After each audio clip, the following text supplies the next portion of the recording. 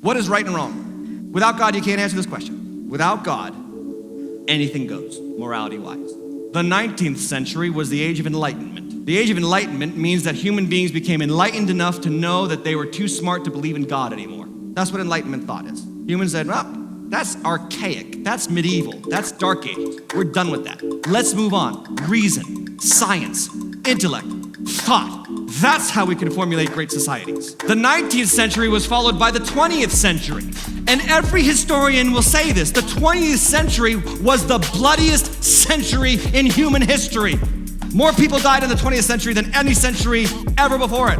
We had 2 world wars. We had not just genocide, but democide, entire demographics of people being annihilated. By who? Atheist governments. Joseph Stalin in Russia eliminated 250 million of his own people. Mao Zedong, an atheist in China, eliminated 70 million of his own people.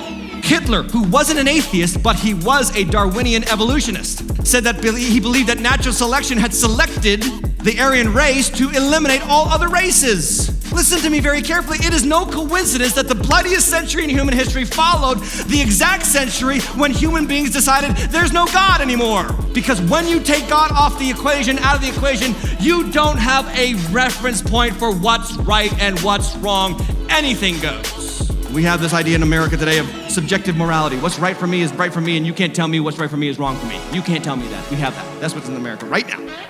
Subjective morality. A guy by the name of Ravi Zacharias, who does a lot of these talks all across the country and in universities across this country, does question and answer with some of the Ivy League students.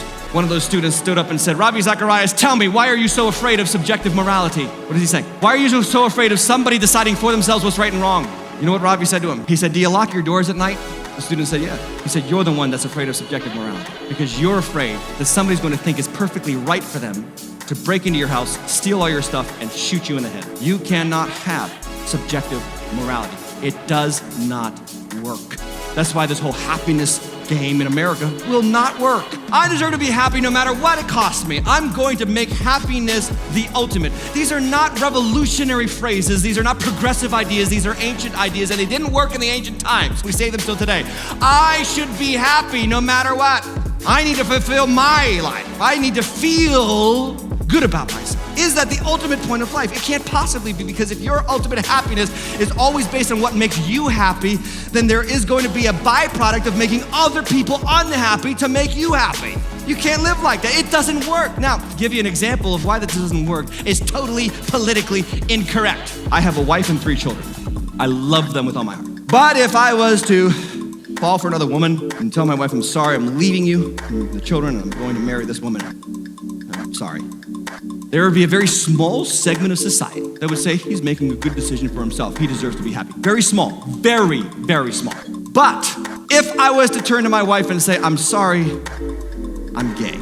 I've always been gay, and I've fallen in love with a man. I'm leaving you and the 3 children, and I'm gonna go spend my life with this man. There would be a large segment of the society that would champion that decision. That would say, yes, he deserves his happiness. Look at him. He's fulfilling his dream. He's living up to who he is. It's what he should do. But the point is, our culture is so enamored with personal happiness, we don't think about the 3 kids. We don't think about the wife left at home. We don't think about the fact that he made vows before God. No, all those things are secondary to my happiness, and he can't live like that. There's certain things we know are right and we know are wrong. Where does that come from? Listen, if all you are is protons and neutrons and electrons circling around, all you are is a cosmic accident from billions of years ago, can you answer this question for me? Why do you respond to tragedy the way that you do? Why, when you hear about 14 people killed in San Bernardino, do you go and feel sickened about it? Or about 9/11? Or about the Holocaust? Why? You're an accident. Get over it. If you're a parent, your children come to you. What do they always do? She did that to me. They say, oh, just get over it. Get over it. What do they say? That's not fair. Where did fair come from? Where does the idea of justice come from? If you don't have a God, where? It has to come from some intelligence beyond us. C.S. Lewis said this, think of a country where people were admired for running away in battle, or where a man felt proud of double-crossing all the people who had been kindness to him. You might as well try to imagine a country where 2 and 2 made 5.